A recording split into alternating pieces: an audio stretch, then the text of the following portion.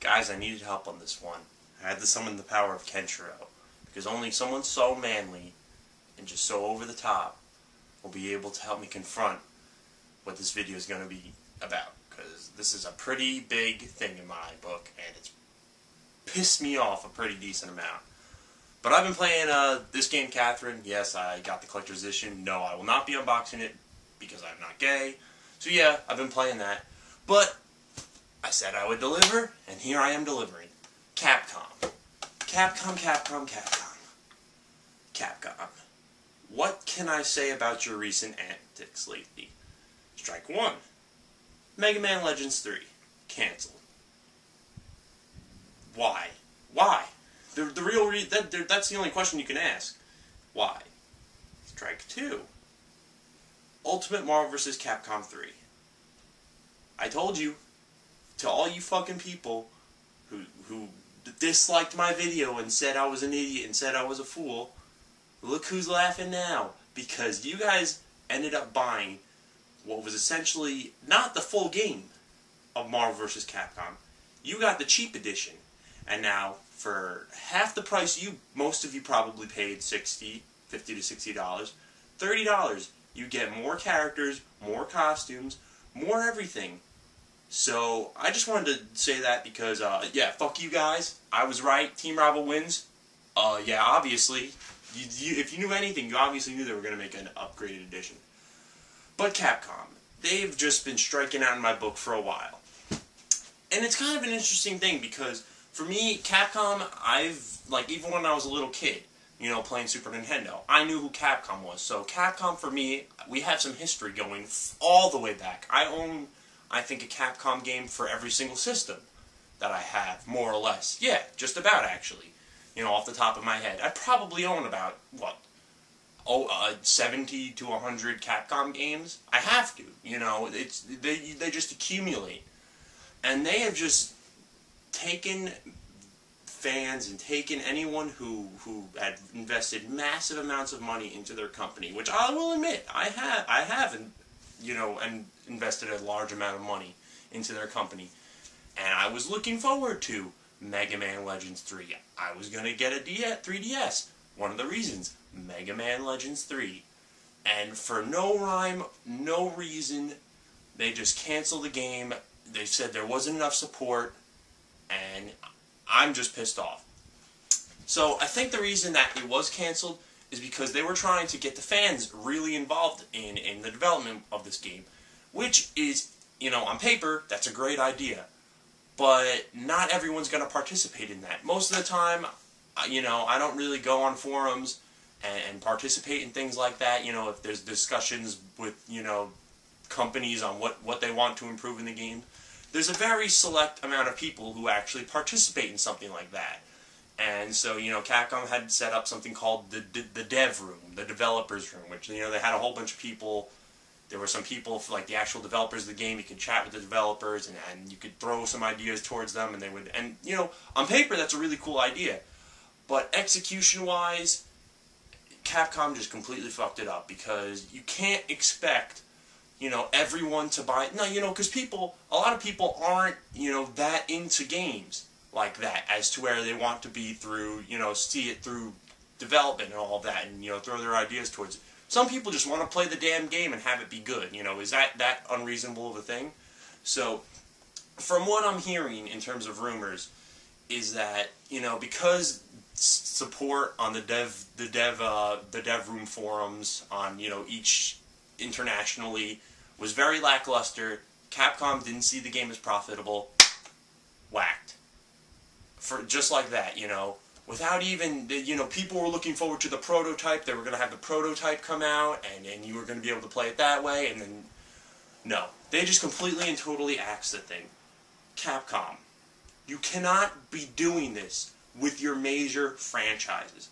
Your major franchises are as follows: Street Fighter, Mega Man, Resident Evil, even Devil May Cry. I'm not too big of a Devil May Cry fan, and recently the series has, for lack of a better word, sucked. Especially the new game, which looks like shit. But, yeah. So, off the top of my head, what else? Is Ghosts and Goblins? I think Ghosts and Goblins is a Capcom game. But whatever. You know the major Capcom franchises. If you build, it's like, okay, let's say Street Fighter 4 was coming out, hypothetically. And Capcom was to, everyone should, here's the Street Fighter forums, and you can go there and you can say what characters you want, what kind of gameplay elements you want, and then the game's axed. That would just be such a major blow to anything. Fighters right now would not be where they are right now in terms of popularity. We might not have even seen Marvel vs. Capcom 3, thankfully, but, for some people that like the game, whatever, without Super Street Fighter 4. Or no, not just Street Fighter 4 in general. I own so much Capcom stuff on this desk. I have the Street Fighter 4 Collector's Edition right here. I don't buy Collector's Editions too much. You've seen 2 in this video, but that's, the exception and not the rule. I have 2 Street Fighter figures. I have Tatsunoko vs. Capcom, the Japanese edition. What else do I have that's Capcom on here? I have a whole bunch of other shit all over the place. I have 2 Capcom shirts. I have 2 Mega Man shirts. You can't cancel a game from, people have really been anticipating Mega Man Legends 3. And they pretty much just said, you know what, we don't care what you guys think. If this game doesn't look like it's going to make money for us, which I'm pretty damn sure it would have made money for them, so wherever they're getting their figures from, they might as well axe and kill, just hang those guys, because they have no idea, about the profitability of anything. So, and Capcom has been screwing up for a while. This isn't, a recent thing that Capcom they've been screwing up more lately, but,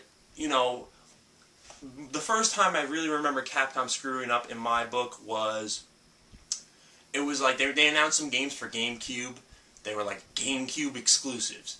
It was Resident Evil 4, Beautiful Joe, Killer 7, the game PN03, and some other like dragon game where you ride a dragon and shoot the dragon. Alright, let's go through the list of the games and see how these games turned out successfully. Resident Evil 4, we all know how that turned out. They're bringing back the HD edition very soon for $20. So obviously that turned out magnificently. Beautiful Joe, great underrated series. I don't think it sold that well, so no more Beautiful Joe. Killer 7, a Suda51 game. I swear by this game. I thought the story in this game was fantastic. It was sickening. Gameplay was mediocre, but the story was just grabbed me by the balls and didn't let go until it was over. So me personally, I thought that was a really great game, but I think overall, the general consensus is it's mediocre. Okay. PN03, terrible fucking game. Don't even play it. It's like $2 at GameStop, so, that obviously determines how well that is. And the Dragon game got canceled. So, yeah. That's that was back in, the GameCube PS2 days.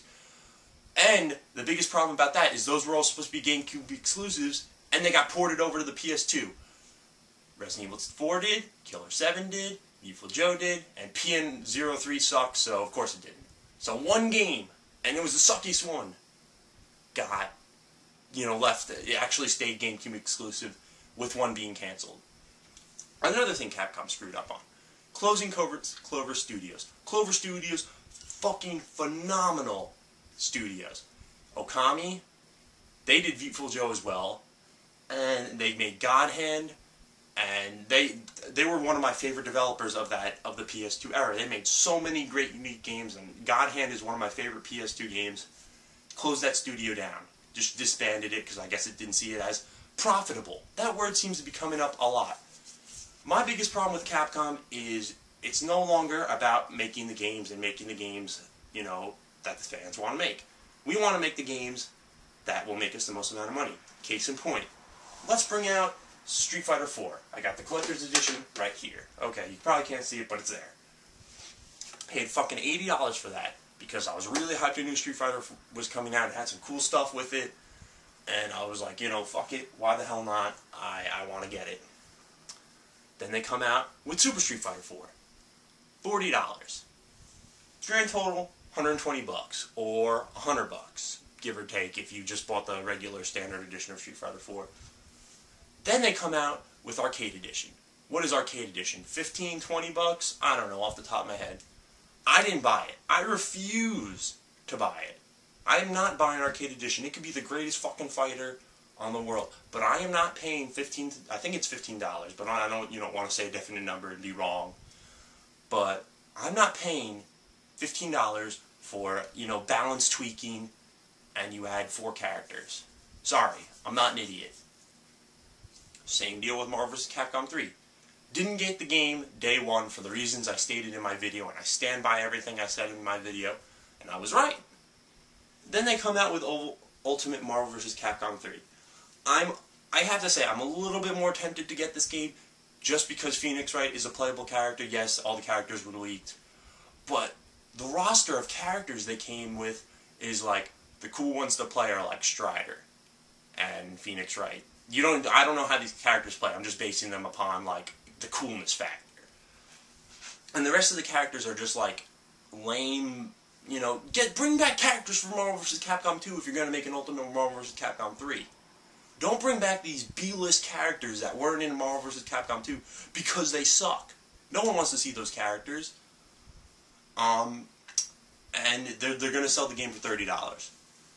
See, I think the reason that Capcom has become like this is it's really a sign of the times as to how, things are going in the video game industry. It's an industry, of course. It's a business. And in a business, you want to make the most amount of money you can possible. And now, back in the day, really, the only time I ever saw them try to, rape the shit out of a series was Street Fighter 2. But otherwise, the game stayed pretty much, one iteration, one and done, here's the sequel, yada, yada, yada.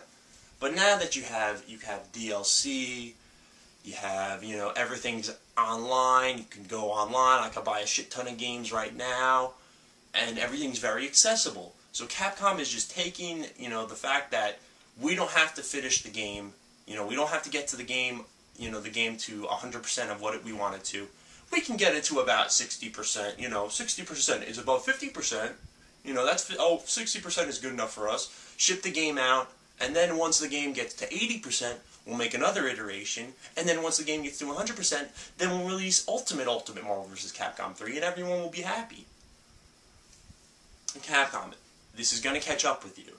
It will catch up with you. You do not want to become the next Activision. Look at what Activision... Yes, they're making a lot of money with Call of Duty.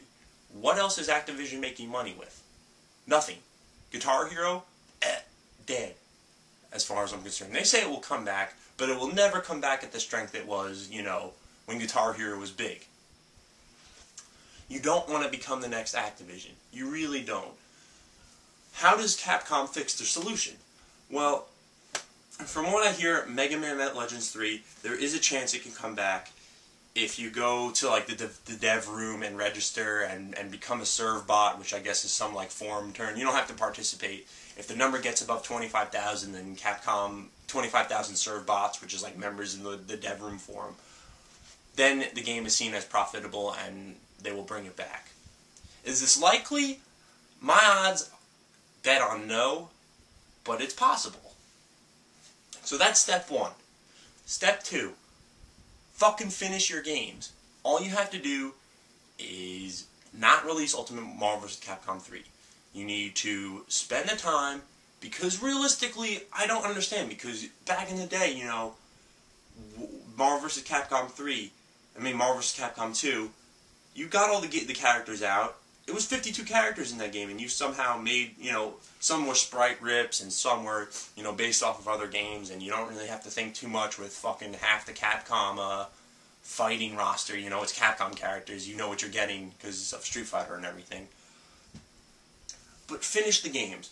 Don't give me Ultimate Marvel vs. Capcom, don't give me AE Edition, don't give me 3D Edition, don't give me this. Ship the game as it should be, as close as possible it should be. Same example, another example, Resident Evil 5. Resident Evil 5, the day it shipped with a versus mode as DLC. $5, you can play some lousy fucking Resident Evil, you can't move while you're aiming, versus mode. That's not, I didn't buy it. I don't know anyone who bought it. I never read anywhere of anyone buying that. I'm sure people did. I'm not doubting that. But overall, people are not stupid. people are not going to buy into this gimmicky bullshit that they know they don't have to buy. Capcom, you're really just fucking it up in my book. And I've been a loyal Capcom fan for a while. You know, Super Nintendo. I was playing Capcom's version of Aladdin on Super Nintendo. I remember that Capcom, you know, the diddly-diddly-diddly-diddly-doo, you know what I'm talking about in the beginning of every, you know, old school Capcom game. I remember that. That is like burned into my eyes, burned into my retinas, and burned into my memory of, you know, how that sounds. I will never forget that. That's the Capcom I remember, not this money-grubbing, you know, we just want to make profits and we want to make them the quickest way possible, Capcom.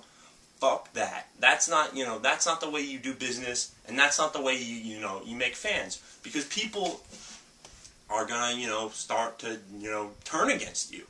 Case in point is Johnny Millennium's like co-partner Rawman. He said he's not buying another Capcom product, and he has Mega Man tattoos. He's the biggest Mega Man fan I've ever seen, and he's turned against Capcom, and that was a pretty huge blow for you know, Capcom, because that's a really big fan, and for them to you know, say they're not going to buy any more of your products means that you must have really done and fucked up, and Capcom has done and fucked up. So, I mean, of course, guys, give me comments and video. No one does video responses, but, you know, maybe someday someone will, and just talk about what are your feelings. Are you still going to support Capcom? You know what? I probably will end up buying Capcom games, just because Capcom, they are a quality developer beneath all the, you know, the profitability and business bullshit. They do make a decent game every once in a while. So it's not like I go out and buy every single Capcom game and I'm like, yay, Capcom! But, you know, if a good game comes out, I will buy a Capcom game. But I think overall, I'm not going to, you know, go crazy and, you know, buy Mega Man t-shirts and buy collector's editions and buy all the DLC. Fuck that. You're not getting any more of my money, Capcom. But anyways, I'm going to play Shadows of the Damned or Catherine. Catherine is really fucking hard. Not hard, but it just aggravates me sometimes because I'll wait till the review to get pissed off. But just let you know, this game does aggravate me a little bit in certain ways. But anyways, guys, thanks for watching. Hope you enjoyed the rant, and I will be back soon. Peace.